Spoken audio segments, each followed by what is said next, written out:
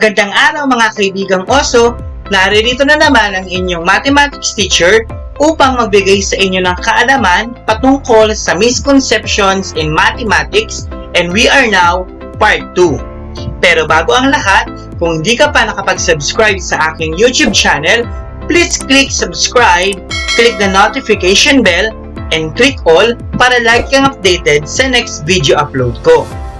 Para sa misconceptions in mathematics, meron pa akong 5 bagay o dagdag kaalaman na siyang magbibigay linaw para sa ating lahat na siyang gumugulo sa ating isipan patungkol sa mathematics. Una, ang words na is equals. Pangalawa, plural form of units. Pangatlo, usage of property of equality. Pang-apat, straight edge versus ruler. At pang-5, reading of points in Cartesian plane. Simulan na natin. Para sa is equals. Ang is equals ba ay tama grammatically? Malamang ang sabi ng inyong English teacher ay mali, sapagkat ito ay lumalabag sa rule in English. Anong rule ng English subject ang nilalabag natin pag ginagamit natin ang is equals? Ang rule na ating nilalabag ay rule of redundancy o ang paulit-ulit na paggamit ng salita na siyang nagpapamali sa isang pangungusap.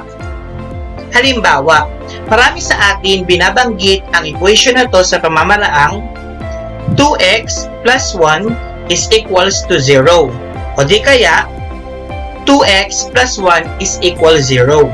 Alin kaya dito ang mali o ang tama? Bilang mathematics teacher, ang dalawang item na nakita kanina ay parehong mali. Ngunit paano ba natin maitatama ang ganitong pangungusap? Ang tamang pagbasa sa ganitong equation ay 2x plus 1 is equal to 0. Pag gumamit ka na ng is, huwag na natin lalagyan pa ng s ang equals, sapagkat inuulit lamang natin ang paggamit ng word na is.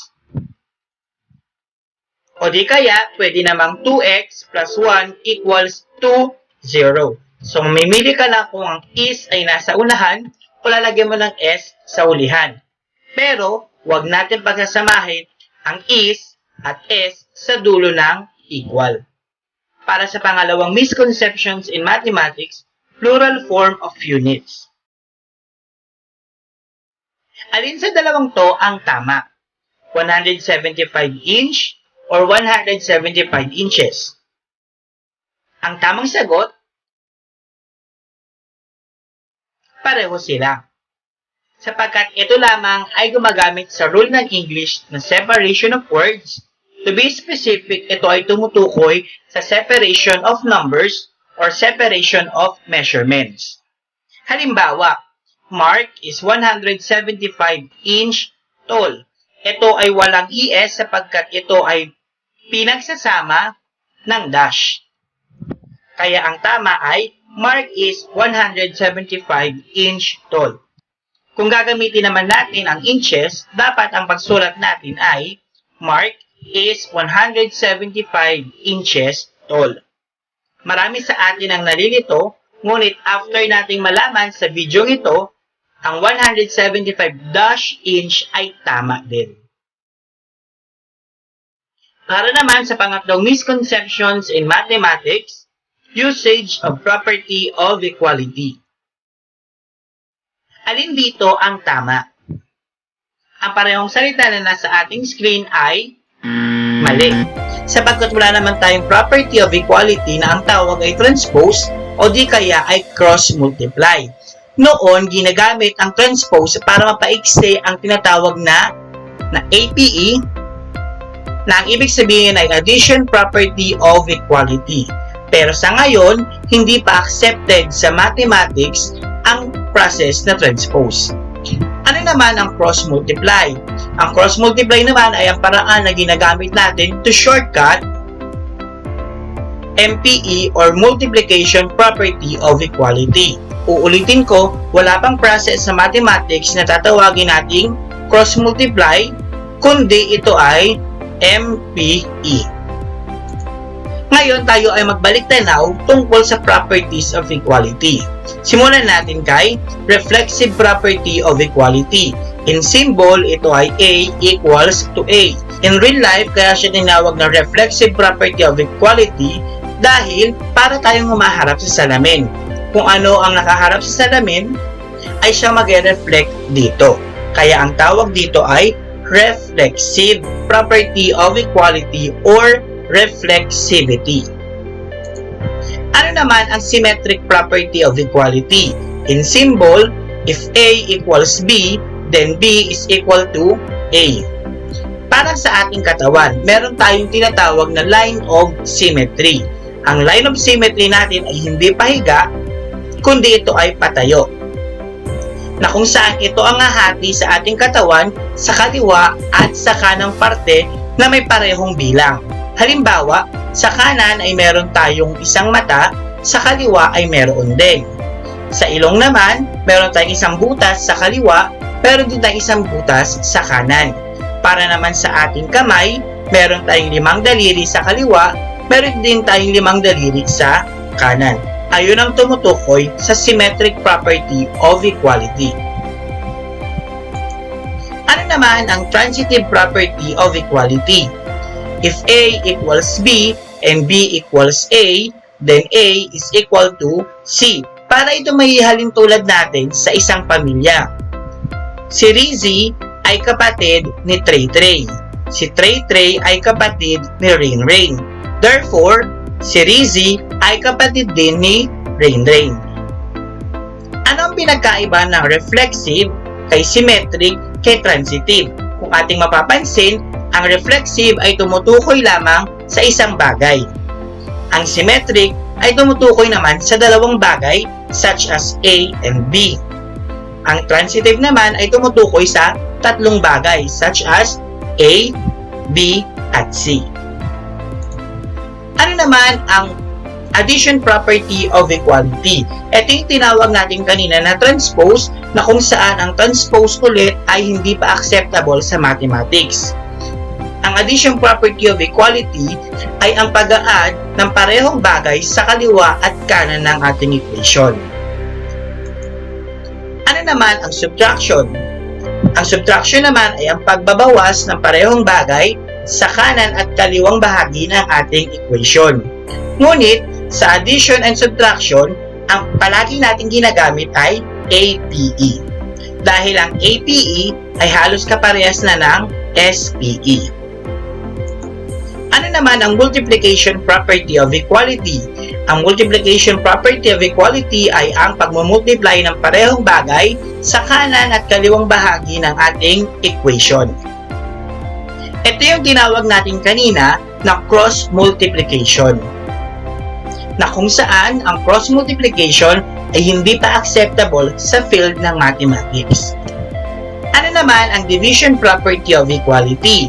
Parang katulad din ng nasa taas, ito naman ay ang pagdidivide ng parehong bagay sa kaliwa at kanang bahagi ng ating equation. Sa kadalasan, mas ginagamit natin ang multiplication property of equality or MPE kumpara kay division property of equality. Dahil ang multiplication property at division property of equality ay halos magkaparehas. Ano naman ang substitution? Ang substitution property of equality ay ang pag-replace ng isang bagay sa ating expression para matawag natin na ang dalawang sides ng equation ay equal. For example, if A equals B, then B can replace A in any expression. Uulitin ko, wala po tayong tinatawag na transpose or cross multiplication. Pang-apat na misconception in mathematics, straight edge versus ruler. Ano ba ang tinatawag na straight edge at ruler? Sa dalawang larawan na makikita natin sa ating screen, ano kaya dito ang straight edge at ano kaya dito ang ruler? Malamang ang sagot nyo, ito ang ruler at ito ang straight edge. Tama kayo. Now, ang ruler ba ay pwede rin natin tawaging straight edge? Yes, sapagkat ang ruler ay merong edge na straight. Ang straight edge ba, pwede ba nating tawaging ruler? Hindi. Sapagkat ang pinagkaiba ni straight edge kay ruler, straight edge, ito yung bagay na may tuwid na gilid. Samantalang ang ruler, ito ay ang bagay na may tuwid na gilid at mayroong sukat. Ano ba talaga ang tawag sa ruler kapag ito ay umabot sa 12 inches? Ang tawag po dito ay foot ruler. To cut it short, ang straight edge ay hindi pwedeng tawaging ruler, samantalang ang ruler ay pwede nating tawaging straight edge. Panghuling misconceptions in Part 2, Reading of Points in Cartesian Plane. Meron tayo dito Cartesian Plane na may nag-iisang point. Ano kaya ang base natin para sa point na ito? Alin kaya sa dalawang to ang tamang pagsulat ng point na nakita natin sa ating graph? Ang tamang sagot ay capital A, 1, 3. Capital letter sapagkat ang point natin ay nire-represent lamang ng capital letters.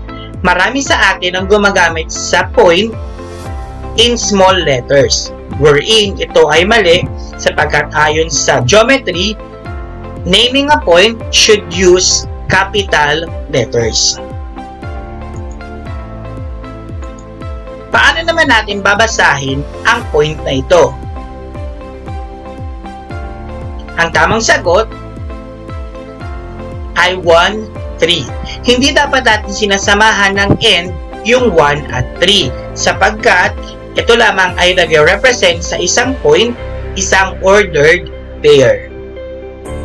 Kung meron pa kayong mga bagay na nahihirapan patungkol sa subject na mathematics, comment nyo na below para ating mabigyan ng linaw ang bagay na sa tingin nyo ay nakalilito sa inyo. At hayaan nyo tapusin ko ang video na to mula sa verse from the Bible. Do not be misled. Bad company corrupts good character. This is from 1 Corinthians chapter 15 verse 33. Nang ibig sabihin para sa akin, dapat tayo ay matutong pumili ng ating mga pakikisamahan, lalo na ang ating mga kaibigan. Dahil ang salitang to ay nagpapatunay lamang sa saying na tell me who your friends are and I will tell you who you are. Kung iyong mga kaibigan ay may maling gawain, malamang sa malamang, ito rin ay gagawin mo. Kaya kung ikaw ay mapunta sa mabuting kaibigan, malamang mapapabuti ka rin at ito ang gusto ng ating Panginoon. And don't forget to like and share this video para marami pa tayong matulungan. And that would be all. Keep safe. Goodbye!